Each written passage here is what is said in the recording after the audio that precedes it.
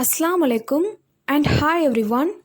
இன்றைக்கி நம்ம சேனலில் ஓவன், சீஸ், ஈஸ்ட் எதுவுமே யூஸ் பண்ணாமல் எப்படி பீஸா செய்கிறதுன்னு தான் பார்க்க போகிறோம். வாங்க இப்போ இதை எப்படி செய்கிறதுன்னு பார்க்கலாம். ஒரு பவுலில் ஒரு 1/2 கப் போல் மைதா சேர்த்துக்கோங்க. அப்புறமா 1 டீஸ்பூன் போல் சுகர் ஆட் பண்ணிக்கோங்க.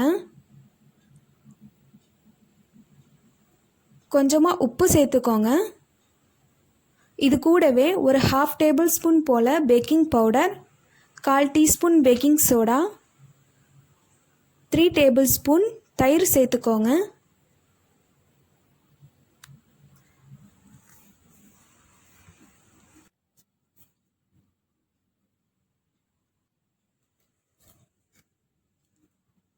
இப்போ இது எல்லாத்தையும் சேர்த்ததுக்கப்புறமா இதை சப்பாத்தி மாவு பதத்துக்கு நல்லா பிசைஞ்சு எடுத்துக்கோங்க.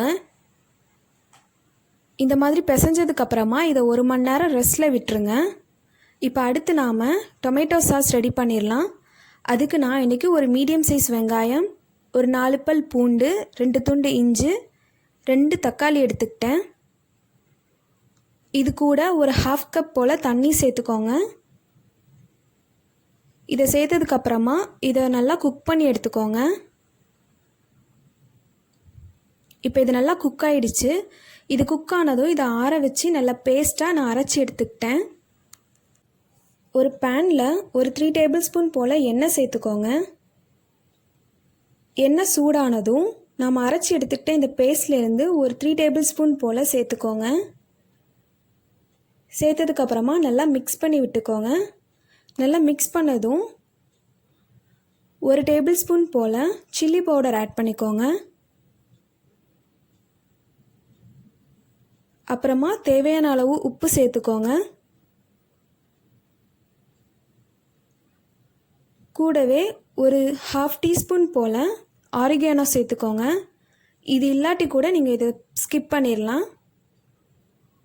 இப்போது ரிமைனிங் இருக்கிற பேஸ்ட்டையும் நான் ஆட் பண்ணிக்கிட்டேன். உங்களுக்கு தேவைன்னா கொஞ்சமாக தண்ணி கூட சேர்த்துக்கலாம்.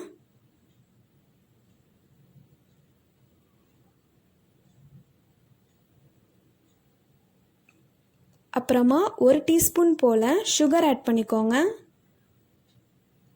இப்போ இதெல்லாத்தையும் சேர்த்ததுக்கப்புறமா இதை ஒரு 8 மினிட்ஸ் நல்லா குக் பண்ணி எடுத்துக்கோங்க. அவ்வளோதான், டொமேட்டோ சாஸ் ரெடி ஆயிடுச்சு.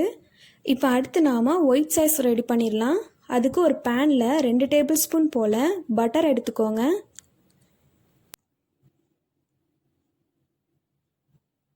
பட்டர் மெல்ட் ஆனதும் 1 டேபிள் ஸ்பூன் போல் மைதா மாவு எடுத்துக்கோங்க. லோ ஃப்ளேமில் வச்சு நல்லா ஒரு 4 மினிட்ஸ் போல் குக் பண்ணி எடுத்துக்கோங்க. அதுக்கப்புறமா ஒரு 1/2 கப் போல் பால் சேர்த்துக்கோங்க.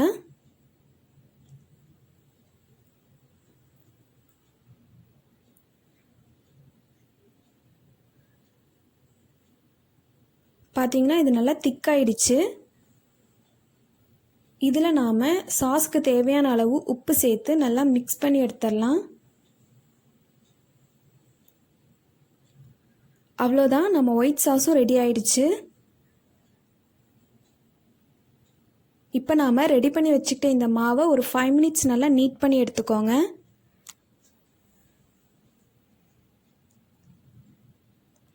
நீட் பண்ணதுக்கப்புறமா ஒரு பேனில் கொஞ்சமாக பட்டர் க்ரீஸ் பண்ணிக்கோங்க. க்ரீஸ் பண்ணதுக்கப்புறமா நம்ம ரெடி பண்ணி வச்சுக்கிட்ட இந்த மாவை உங்கள் கையாலேயே நல்லா ரவுண்ட் ஷேப்புக்கு ஸ்ப்ரெட் பண்ணி எடுத்துக்கோங்க. இந்த மாதிரி எடுத்ததுக்கப்புறமா இதை ஒரு 5 மினிட்ஸ் நல்லா லோ ஃப்ளேமில் வச்சு குக் பண்ணி எடுத்துக்கோங்க. இந்த மாதிரி உங்களுக்கு குக் ஆகிடும். இது மேலே நாம் ரெடி பண்ணி வச்சுக்கிட்ட இந்த டொமேட்டோ சாஸை செட் பண்ணிடலாம்.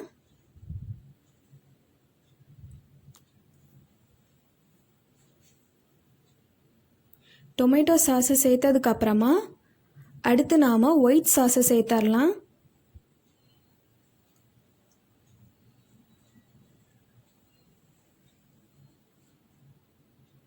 இப்போ ஒயிட் சாஸே சேர்த்துட்டோம். இன்றைக்கி நான் வெஜ் பீஸா தான் செய்ய போகிறேன். அதனால நான் இன்றைக்கி வெஜிடபிள்ஸ் தான் ஆட் பண்ணிக்கிறேன்.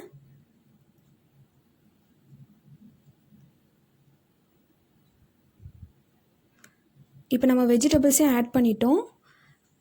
இது மேலே நான் ரிமைனிங் இருக்கிற சாஸையும் ஆட் பண்ணிக்கிறேன்.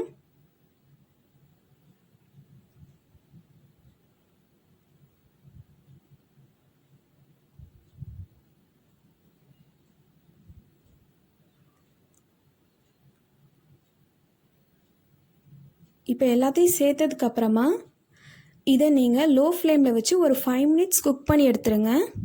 அவ்வளோதான், நம்மளோட பீஸா ரெடி ஆயிடுச்சு. கண்டிப்பாக இதை ட்ரை பண்ணி பாருங்கள். ட்ரை பண்ணி பார்த்துட்டு கமெண்டில் எனக்கு சொல்லுங்கள். தேங்க்யூ.